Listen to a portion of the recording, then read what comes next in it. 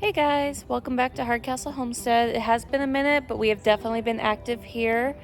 I'm going to kind of just take you guys along with me tonight and see what we have planted in the garden. We have both had our bath times, and we also put most of the tomatoes in the ground tonight. So I just wanted to take you guys along with us so that we could actually see everything that's going on in the garden right now. I'm gonna flip you around now. All right, yeah, that's not the best, but it's okay. Yeah. So over here in our green bed, we've got irises, calendula, zinnias, gilia globe, and a little bit of chamomile going in that bed. I'm gonna put probably a few dahlias, maybe a sunflower, I'm not sure yet. Kind of just feeling it. I've got some rosemary going in our next bed in the middle. And then on this side is a bunch of poppies. And on that side is purple bok choy. Yeah? You upset? Do you need help? One second. And magically we recovered when mommy tried to help, so that was all of 30 seconds you missed. Yeah, purple bok choy. We've got 2 tomatoes there. It is starting to rain or sprinkle. This bed is a mix of kale. So we've got some purple black magic kale. We've got dinosaur kale, and then we've got scotch kale. So that one's purple. That one is the dinosaur, and over here is the scotch. Then we have regular bok choy. I did not spread it out though. I kept it thick with the seed packs because I never can get a good crop of bok choy. So I'm gonna kind of do what I do with my lettuce, and I'm just going to harvest a leaf or 2 at a time, like for my soups and stews and whatnot. The purple Merlot lettuce is looking amazing. And I have gone through, because you'll notice little green babies in there. I have gone through with all of the leftover kale I had and my poppies and just thrown them on in the bed, just so they have a place. And then we've got some volunteers here, which I'm pretty sure are volunteer sunflowers, but we will wait and see. The thyme is looking gorgeous. That is exactly what I wanted it to do. And then we have more poppies there. In about 2 weeks, we'll be putting peppers here. Look how pretty. Yeah? Look how pretty this chive is. This is its 3rd season, and I am loving it. It is so beautiful. Ivory, you can probably see down here. I've been coming out at night and harvesting some, just to add flavor to our food. We've got some amaranth going there, some more poppies. Here's 2 varieties of tomatoes we threw out today. We've got the Kellogg's. And here's his tag. I slacked there. And then we've got the Castellutos right there. They kind of have like a mushroom basket look. They've got the accordion type of body. Over here, we have money makers and just so you know, dahlias. So we've got 3 money makers. And then in here, some actual mushroom basket against this here and this here. And the goal is to use the arch trellis as supports. Over there, we've got 2 black cherry tomatoes. And then on the trellis systems themselves, it's mostly going to be gourds and winter squash. And then I'm gonna sporadically put summer squash throughout the beds. That is a standard. Do you see? Sorry, I got distracted.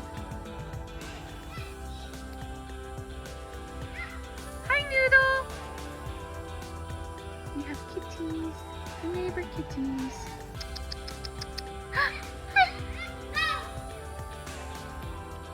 Iris, you see kitties?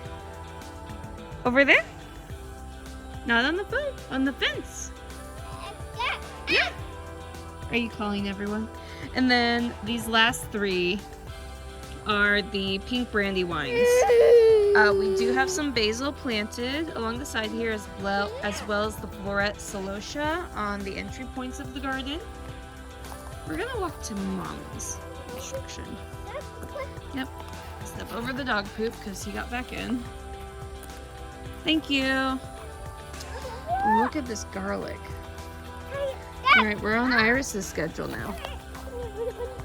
So, we just got these bad boys in today over here. Oh my goodness. I really want Mommy to come and not make this video, guys. I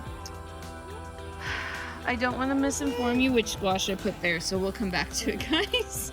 But look how pretty these irises are.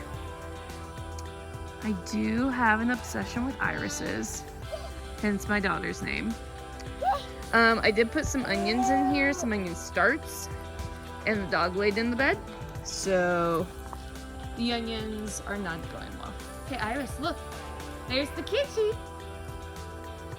Over there. On the fence. Oblivious. Iris. Look. Over there. Hi, kitty. Hi. Oh, we saw. Maybe.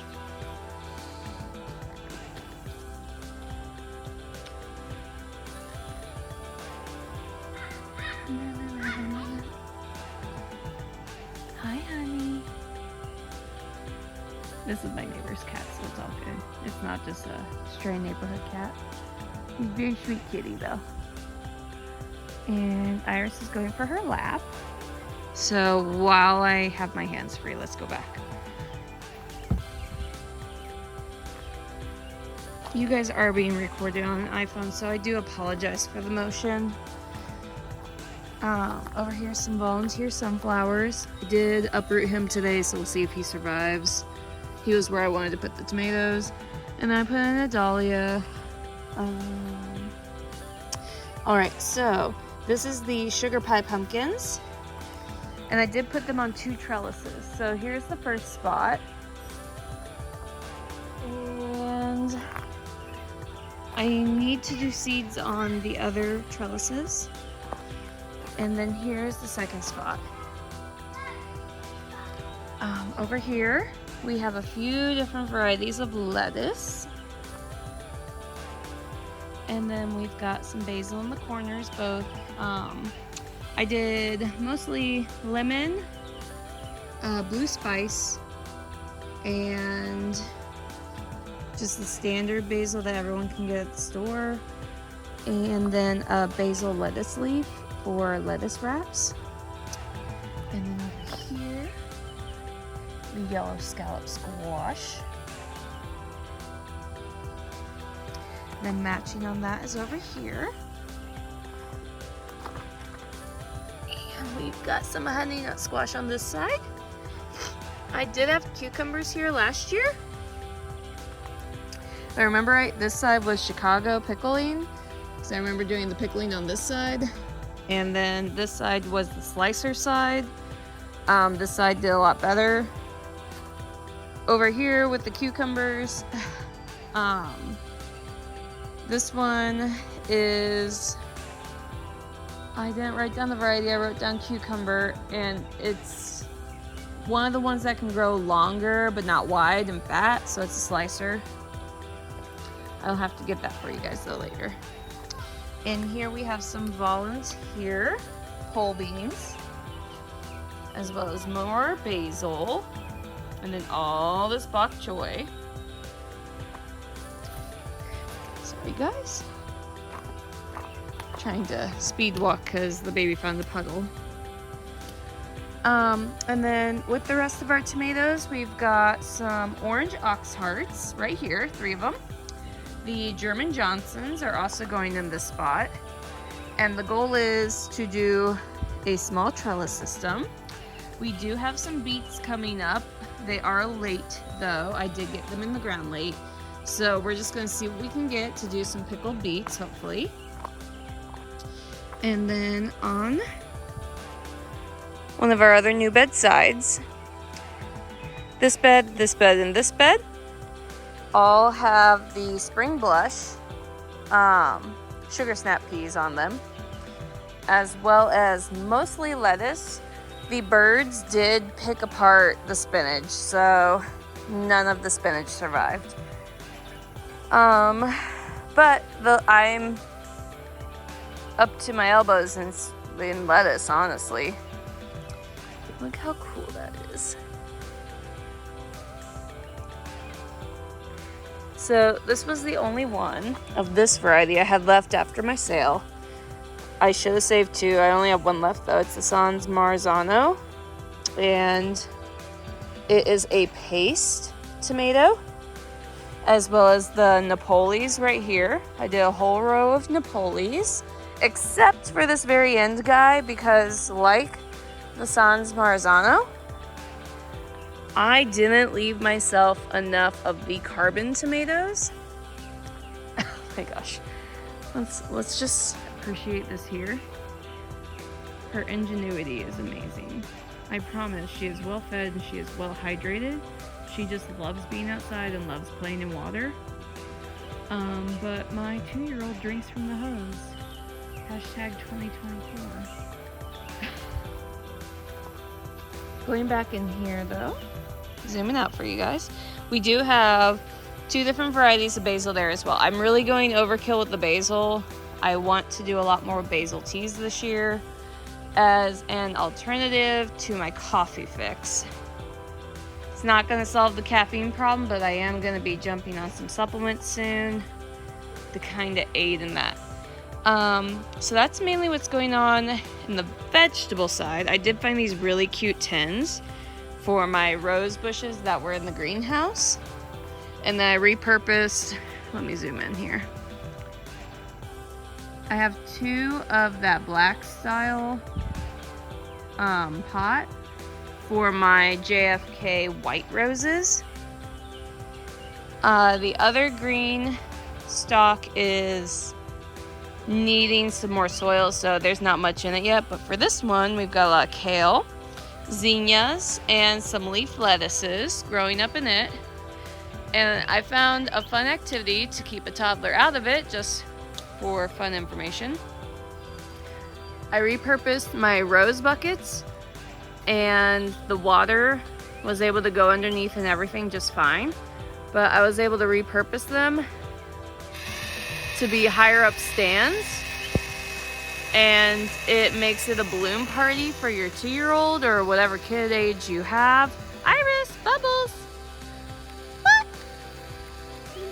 And I also did that on my far side green stalk. You can see a unicorn, but we just make it a bubble party back here. We are sitting about 75 degrees right now, so I'm not too worried about her being wet. If anyone is worried about my child soaking herself, I appreciate our community of parents. I promise I would not let her do that if it was cold out. We've got yarrow, we've got lemon balm. I dug that rose bush up at the wrong time and it did not survive. And then also my lavender did not survive because I left it out. And it wasn't even a bad winter, so that's on me. It was a perennial lavender. Alright. Last bed, guys, besides the greenhouse. Exactly. We have got some chamomile. Some... Here, let's get in closer. That's ranunculus growing right there. I just put the caladium. Is that how you pronounce it? I put the sprouts in there. We've got some more calendula, poppies, zinnias. This is a marshmallow root. which will be used for medicinal purposes. Dahlias in the back row. Some zinnias. Going about here on the, gonna try and go slow. So I do have to deal with these 30, 40 foot tall trees. So about here, afternoon, this becomes like a partial shade part of the bed. I do have more of the Gilead globes and marshmallow down here just to see how they're gonna do. I also have some celosia, some more ranunculus to see how it does with about 4 to 6 hours of sunlight. It's definitely about the same size as the other batch, but with the leaves starting to come in, I bet the other side's gonna do better. That's just my hypothesis. And then I've also got some cumin down here. I put it in the ground just to see how it was doing. And I have more that I need to put in the ground. Let me turn the bubble machine off. It's out of the bubbles, so she was over it. Now she's messing with the grill that I'm gonna be reselling. It needs to be cleaned first though. So here's the rest of the dahlias and zinnias. A lot have gone out in the yards, if you can see by the empty cells. I did separate out some of my lettuce leaf basil and my Genovese basil. The elephant ears, I don't know what I'm doing wrong. I have one sprouting out of 10. And I don't know. Thoughts? The elderberry's doing great. The cannas are doing great, the pink cannas. I think they're City of Portland, if I remember right, on variety. I have 4 different types of varieties of tubers, of dahlias over here. And then I also have some purple irises, Miss Apple irises. We do have an electric lawnmower because we're in city and we can have a push lawnmower. Our grass really needs to be mowed. Hopefully tomorrow before we have rain for like 5 days straight. We'll see if that actually happens. So fun information though.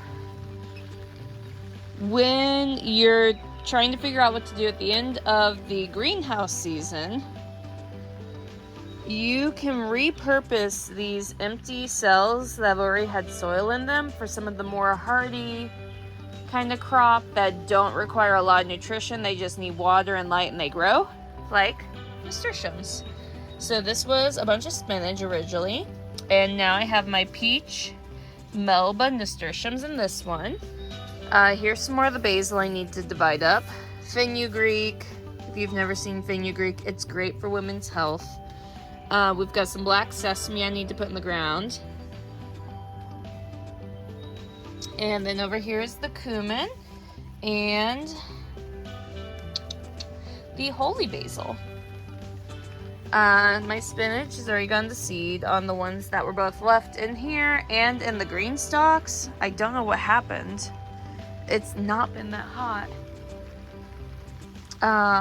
So I planted 26 tomatoes today, just for keeping record. I still have like 10 tomatoes I want to plant.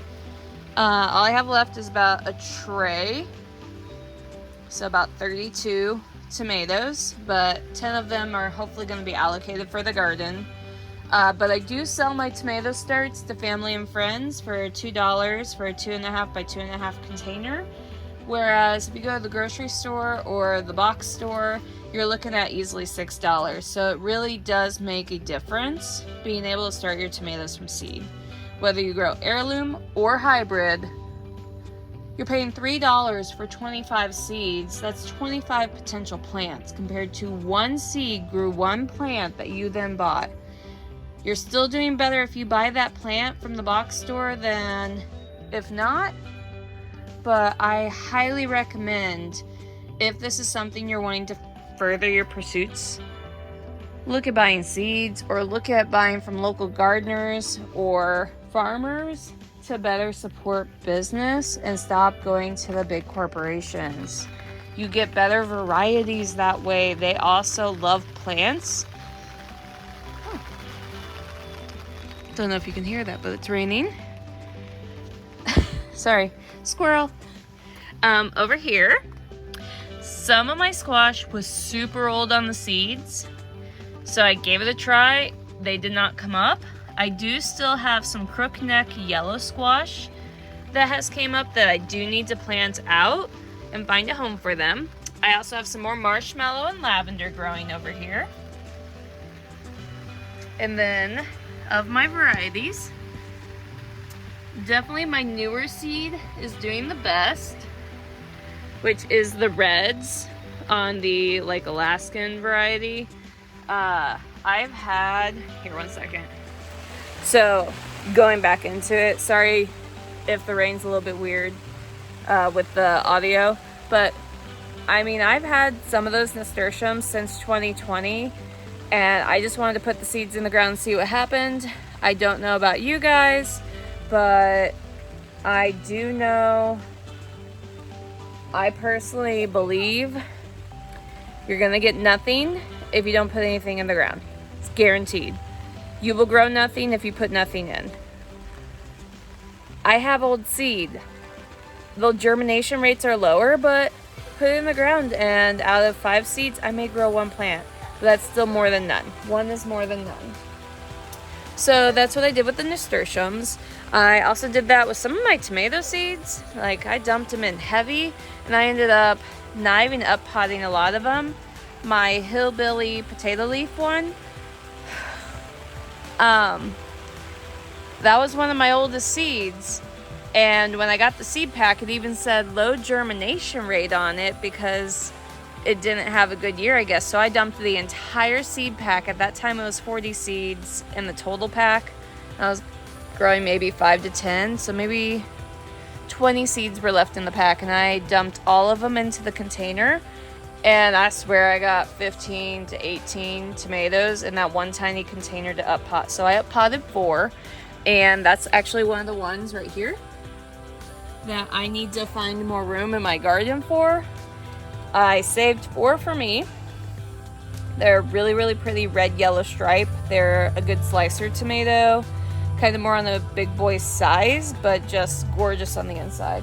Very lovely color, good flavor profile. The rest of them, I threw them in my soil, and that's where they came back to a circle of life. So ending in the greenhouse where it's covered, which is great with the little sprinkle we just had. Let's see. I'm just gonna take you with me right here. So look at this eggplant. She looks fabulous. I've got a few smaller ones here, but this one was mixed up in a different container that was no other eggplants, and it's so much bigger because it wasn't fighting for the sun. I've got some shishitos and some purple beauties, which are a bell pepper. And then going in here, I've got some of the mulatto islino, or ilino. You okay? Sorry, life with the toddler. Mulatto ilino pepper, I'm guessing here. My Italian is horrible. I only ever sang in it over 2 decades ago, so forgive me. Random, probably hillbilly seed, honestly, growing in a orange spice jalapeno bin. I've got orange spice, pumpkin spice, the grande jalapenos. A lot of those mulattos. I've got sugar rush peach, and then ahi mango pepper, which, if you've heard of ahis before, they are based in South America, and there's several varieties of them. I just wanted to try ahi because it was what was available at Baker Creek. Sorry, bug.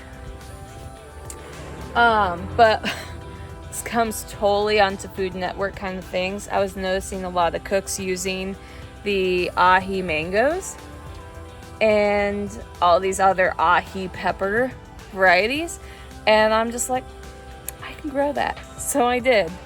And we'll see. I've never had one flavor-wise, so I didn't grow many. But we'll see what the review is at the end of the summer when I start cooking with it.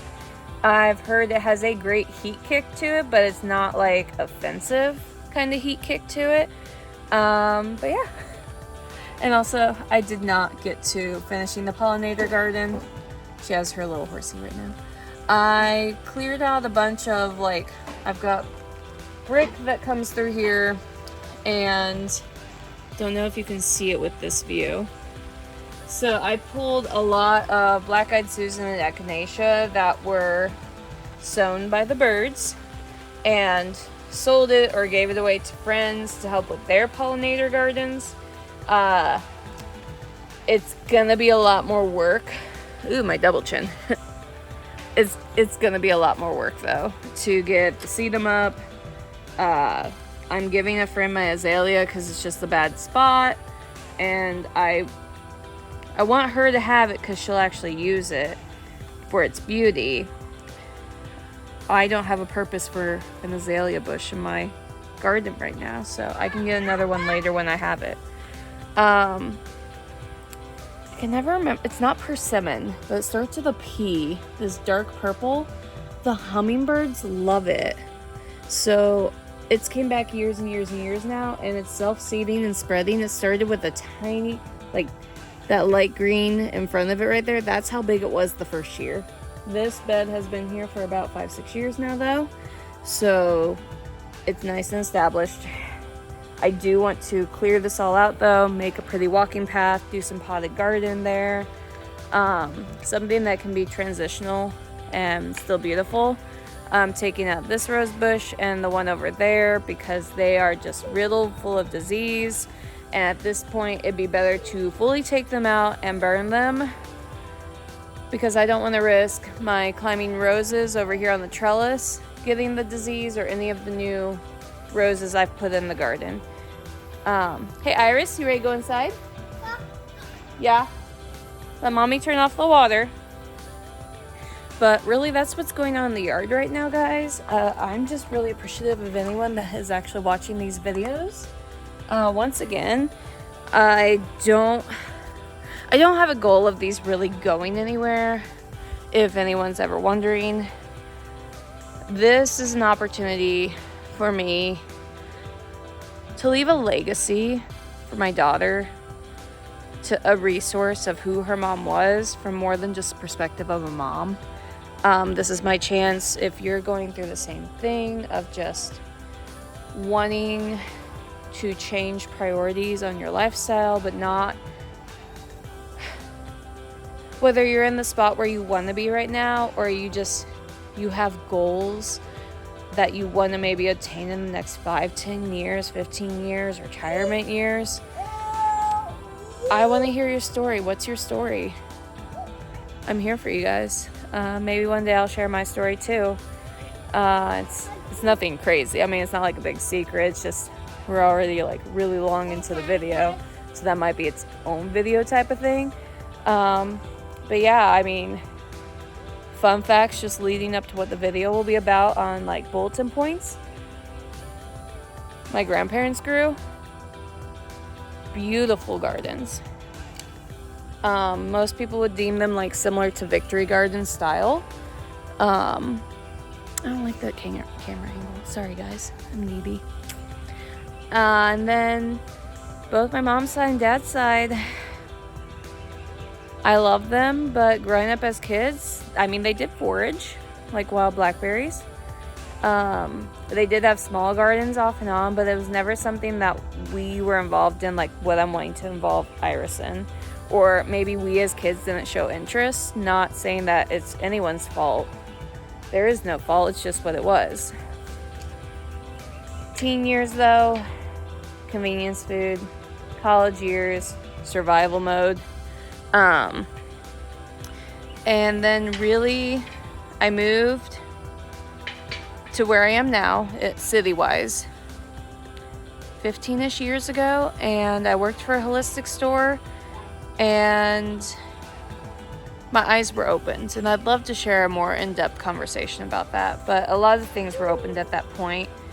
And after leaving that role and working in that field, the passion was still there for quality ingredients, for quality life, and for figuring out every possible in my control opportunity I had to make life better and healthier.